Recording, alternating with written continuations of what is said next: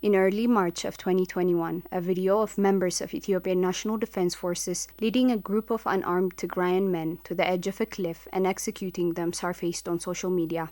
That tragic event took place in the outskirts of the town of Mahbere-Dego in central Tigray on the 16th of January 2021. According to the residents, Ethiopian troops went house to house, forcefully taking young men with them. The troops led the group of unarmed men to the edge of a cliff, shot them at point-blank range, and pushed their bodies over the cliff while mocking and taunting their bodies. Halafom Wolde Gergis, Dr. Haile Gebramedhin, and Priest Tigrai Gebramedhin. These are few of the names of the victims of the Mahbere-Dego massacre.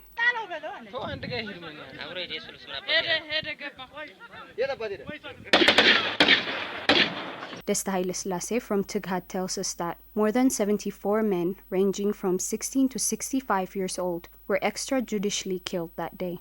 It was committed by the Ethiopian soldiers on the 16th of January 2021. It was filmed by Ethiopian soldier named Fafi, if I remember his name correctly, and it was investigated and reported by the CNN, the BBC, and the Amnesty International. According to the family members and the witness we spoke to, the number of victims is estimated to be over 74. But at Tighat Media, we have verified 54 of them, and the composition looks like, from the data that we have now, are all men, and most of them are like young men. The youngest is 16, and the oldest is about 65. We spoke to a family of a victim who lost two of her younger brothers, Fitsum Taghlu, 18, and Kibrom Taghlu, 28, to the massacre. She refused to reveal her face as she feared retaliation against her family members remaining there. I lost two of my younger brothers, Kibrom Taghlu and Fitsum Taghlu.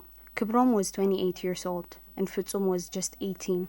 Ethiopian forces came to the town in the afternoon, then they took them from home. I'm only telling you about my brothers, but I lost many family members there. They were all gathered at our house, and they took them all. Then they executed them on the edge of the cliff, just like you saw on the videos. They are cruel. They were not troops or fighters. They were just students, farmers, merchants. They were all civilians. Fitsum was a student. According to Desta, atrocities and massacres are still being committed on Tigrayan civilians even after the signing of a peace deal, especially in areas under the occupation of Eritrean and Amhara forces. Burhan also says, for the peace to be full, external forces need to withdraw from Tigray.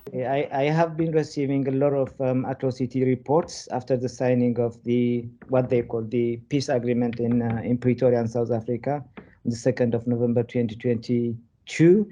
Mainly in the areas of Damariam Shawito, around Adwa, Dabagarima, in the districts of Glomahada, and in Europe, as you know, the Eritrean soldiers and the Amhara forces are still in the territory of Tigray, and they are committing horrific war crimes against the people of Tigray.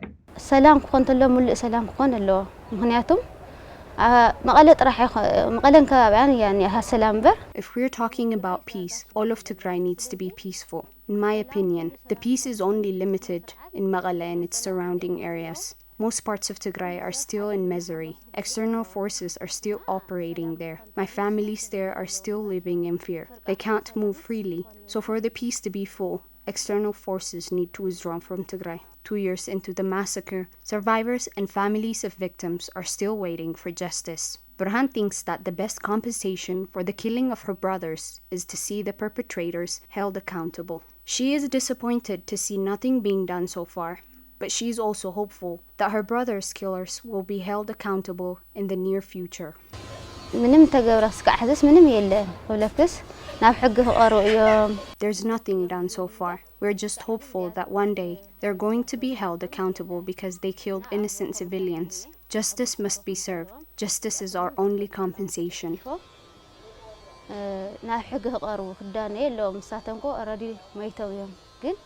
My brothers are already gone. They're not going to come back. But watching my brother's killers held accountable is the only compensation for me and my family.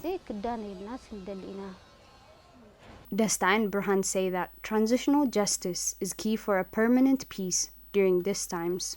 So for a permanent peace to prevail between the government of Tigray and the government of Ethiopia, the first thing that should be done is the Ethiopian government should recognize all the genocidal crimes and crimes against humanity committed in Tigray over the past 2 years.